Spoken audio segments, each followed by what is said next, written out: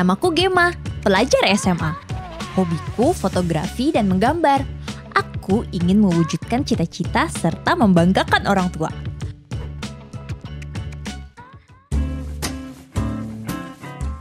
Yes, setelah menabung, akhirnya HP idaman berhasil kudapatkan.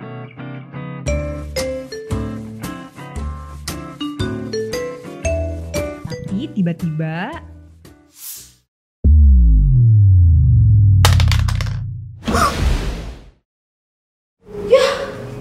Ya, rusak lagi padahal baru beli.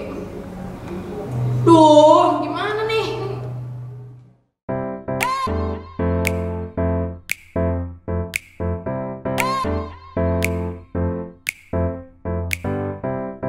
Teman-teman, kalau lagi baca, dengar, atau nonton tentang perencanaan keuangan, ada satu hal yang memang harus disiapkan dan diprioritaskan dari awal, yakni dana darurat.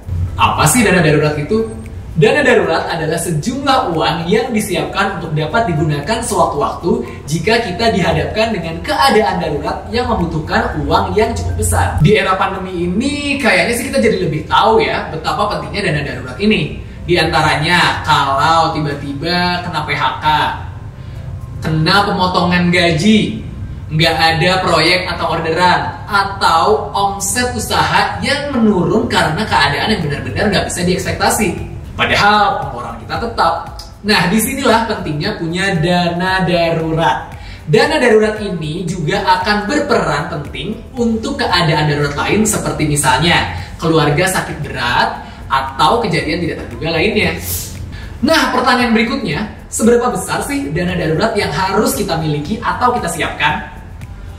Umumnya, perkiraan besaran dana darurat yang harus kita miliki itu seperti ini nih. Kalau kamu masih lajang dan belum punya tanggungan, sebaiknya punya dana darurat sebesar 4 kali pengeluaran bulanan. Kalau kamu sudah menikah dan hidup bersama pasangan, sebaiknya punya dana darurat sebesar 6 kali pengeluaran. Kalau sudah menikah dan punya 1 orang anak, dana daruratnya 9 kali pengeluaran. Dan kalau sudah punya 2 orang anak, atau kalau sumber pemasukan tidak menentu karena pekerjaannya freelance atau mungkin berwirausaha, sebaiknya punya dana darurat sebesar 12 kali pengeluaran bulanan. Pertanyaan selanjutnya, dana darurat ini sebaiknya disimpan di mana dan dalam bentuk apa ya? Nah, karena ditujukan untuk kepentingan darurat, tentu harus disimpan dalam bentuk yang nantinya mudah dicairkan. Namanya juga keadaan darurat, ya kan? Ada beberapa pilihan, di antaranya yang pertama, reksadana pasar uang. Ini adalah salah satu investasi yang uangnya bisa kita cairkan dalam beberapa hari kerja. Biasanya sekitar seminggu atau bisa juga lebih cepat. Yang kedua, logam mulia.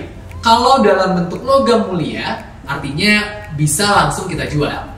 Tapi pastinya tetap butuh waktu untuk menjualnya. Yang ketiga, deposito. Nah, kalau ini memang cenderung cepat dicairkan, meski nggak langsung cair juga sih. Biasanya tergantung kebijakan bank tempat kita menyimpan deposito. Dan yang keempat, yakni tabungan di bank. Kalau ini sih pastinya paling mudah dicairkan. Tinggal ambil uang di ATM atau langsung transfer aja. Gampang, cepat, dan pastinya juga aman.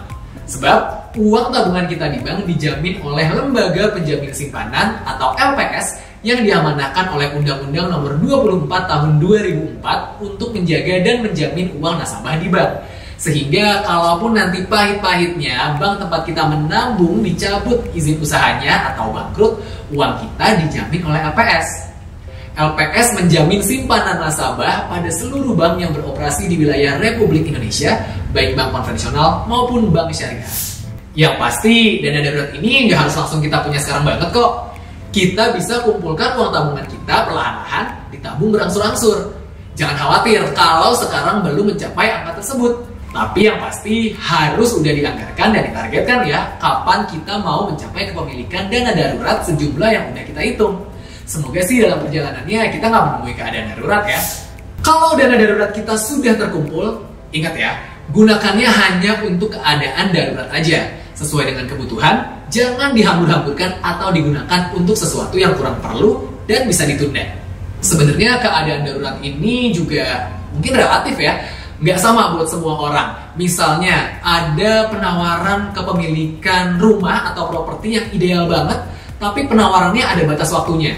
Kalau itu terhitung sebagai hal yang cukup darurat, ya bisa aja sih dipakai. Pokoknya harus bijak pemakaiannya, supaya kalau kita benar-benar dihadapkan dengan keadaan darurat, kita punya uangnya. Dan jangan lupa, setelah memakai dana darurat, harus dicatat jumlah uang yang kita pakai. Setelah itu, langsung rencanakan untuk segera mengganti. Jadi, kita bisa langsung punya dana darurat lagi yang bisa kita gunakan sewaktu menemui keadaan yang sangat mendesak. Sekarang udah tahu kan pentingnya punya dana darurat? Yuk, langsung direncanakan supaya kita bisa segera punya dana darurat.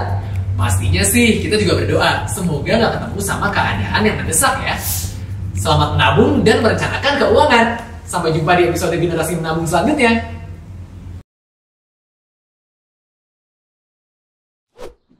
Untung punya dana darurat, aku jadi bisa benerin layar HP deh. Ya Pak, kira-kira ya benar sehari apa ya? Oh, terus butuh berapa foto? Oh, gitu. Terus pas